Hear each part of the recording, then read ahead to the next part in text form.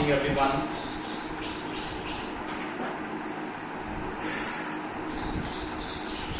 ये आपका टॉपिक अभी चल रहा है सीक्वेंट सीरीजेस और इसमें ज्योमेट्रिक प्रोग्रेशन। इसमें ज्योमेट्रिक प्रोग्रेशन में आज आप लोगों को एक न्यू टॉपिक मैंने यहाँ पर लिया है, antrum from the end of A G. अगर बिगिनिंग से स्टार्टिंग से अगर आपने एंट्रम स्टडी किया है कि r raised to the power n minus 1 represented by a, this is from beginning। अब हम टॉपिक पढ़ने जा रहे हैं एंट्रम फ्रॉम द एंड। देखिए antrum from the end of A GP, इस तरह से हम इसको डिराइव करते हैं, कैसे हमारे पास ये फॉर्मूला आता है और इस फॉर्मूले को हम यूज कैसे करते हैं।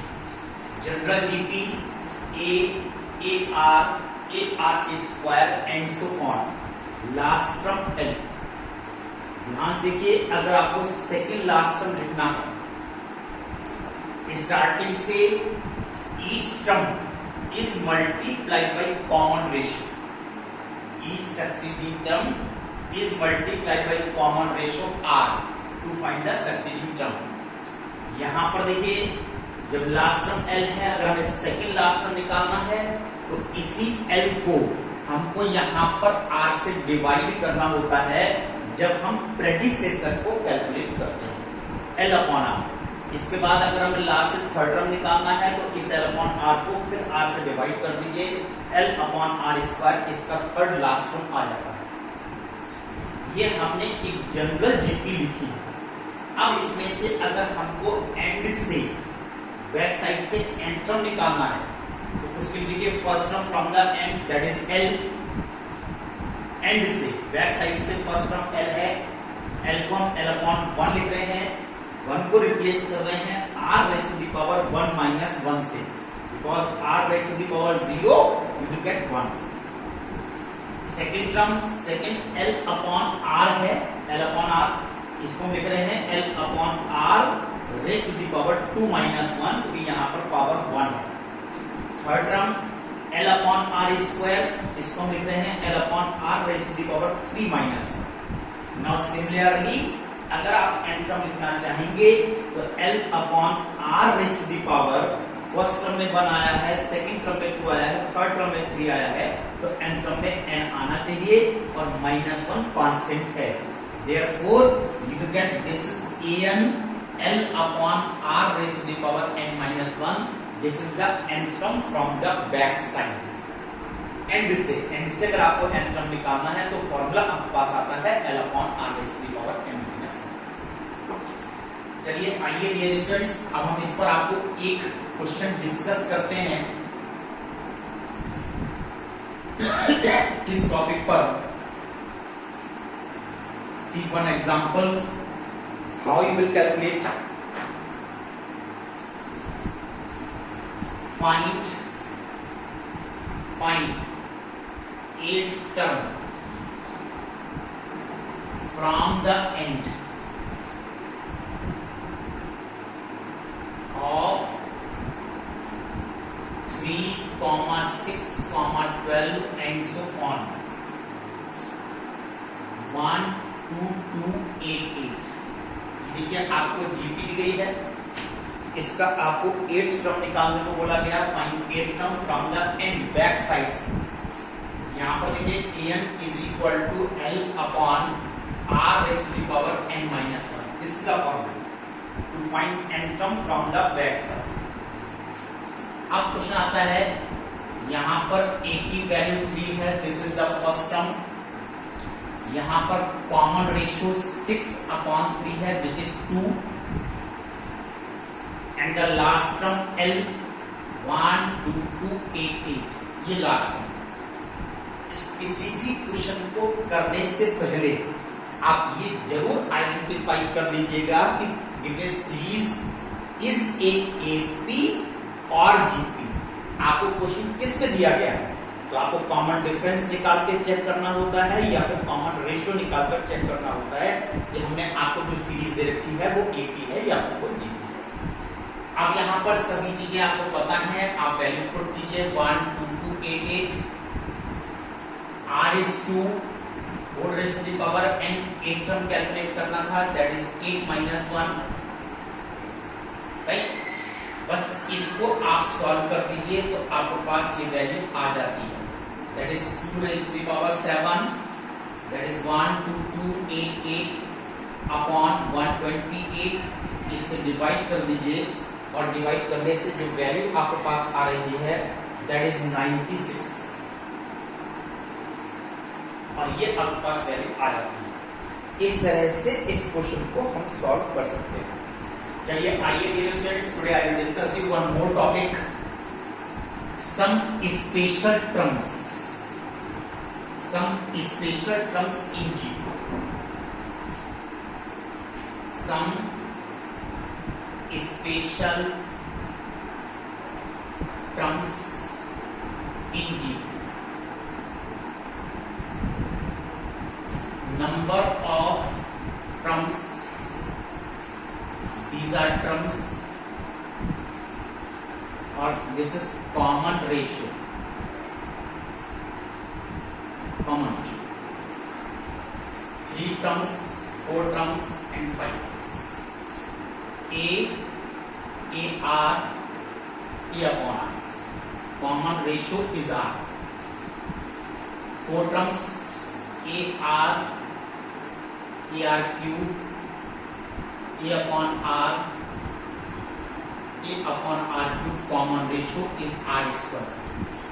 5 terms A R, A R square, A upon R, A upon R square, इस तरह से 5 terms को यहाँ पर यूज करते हैं। लेकिन मैंने इसके साथ में यहाँ पर देखिए एक नोट लिखा है, above terms may be used when product of the terms is given. ये टर्म्स आप तभी इस्तेमाल करेंगे जब आपको जीपी में प्रोडक्ट ऑफ टर्म्स गिवन होता है, तब ये स्पेशल काइंड ऑफ टर्म्स का इस्तेमाल किया जाता है। अदरवाइज आपने सामने अगर प्रोडक्ट नहीं दिया है तो आपके पास जनरल जीपी है। जनरल जीपी क्या है? A R square A R cube, तब आप वहीं से टर्म्स को यूज कर सकते हैं। आइए हम इस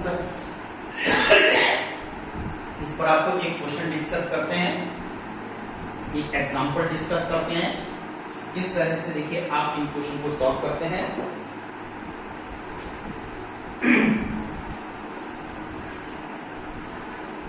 The sum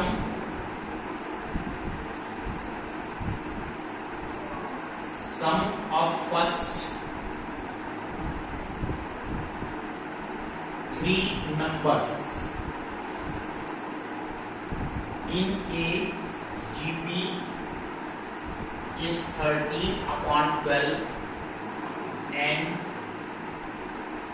their product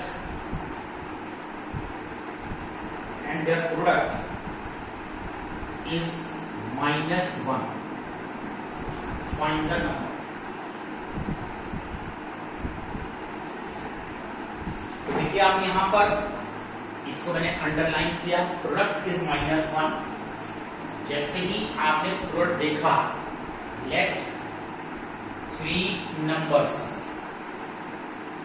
in GP A upon R A R। अब अकॉर्डिंग टू क्वेश्चन आपको दिया है इन 3 का सम 13/12 है एंड द प्रोडक्ट और इनको मल्टीप्लाई करने से -1 लेट्स क्या फायदा होता है? R cancel, A cube that is -1, therefore A is equal to -1। A की वैल्यू -1 यहां पुट कर दीजिए, दैट इज -R 13/12। A की value -1, simple LCM -1 -R square. ये सिंपल आपने एलसीएम ले लिया है। अब एलसीएम में क्रॉस मल्टीप्लिकेशन कीजिए,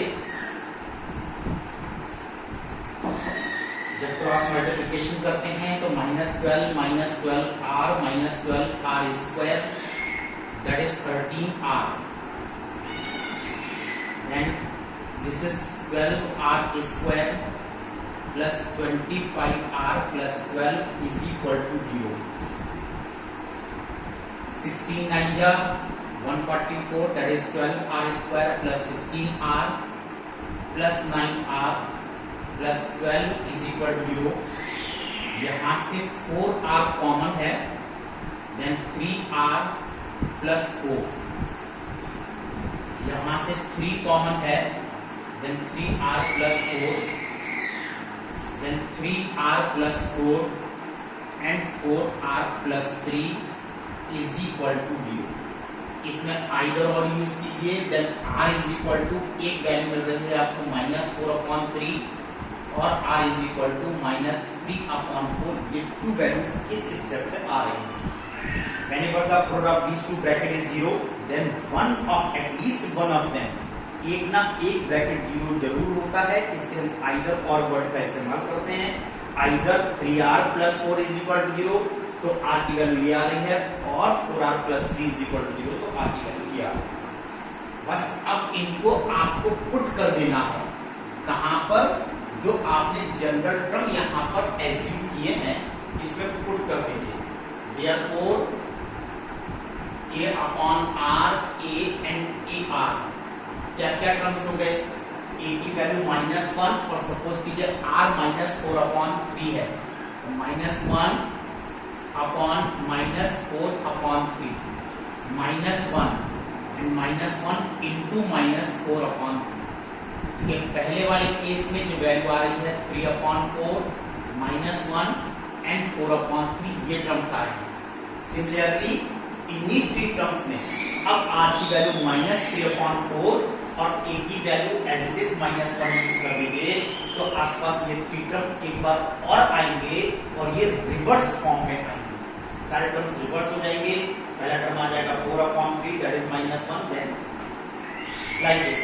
इस तरह से हम यहाँ पर टर्म्स को कैलकुलेट कर सकते हैं. That's all today dear students. Note down your homework. HW homework exercise 7F question number 1 to 10. यह आपका आज का होमवर्क है. इसमें आपको क्वेश्चंस करने हैं. मैं एक चीज आपको और क्लियर कर देना चाहता हूं डियर स्टूडेंट्स, कि आपके पास बुक का कोई सी भी बुक हो, ओल्ड बुक हो, न्यू बुक हो, इस बात से रिलेटेड नहीं है.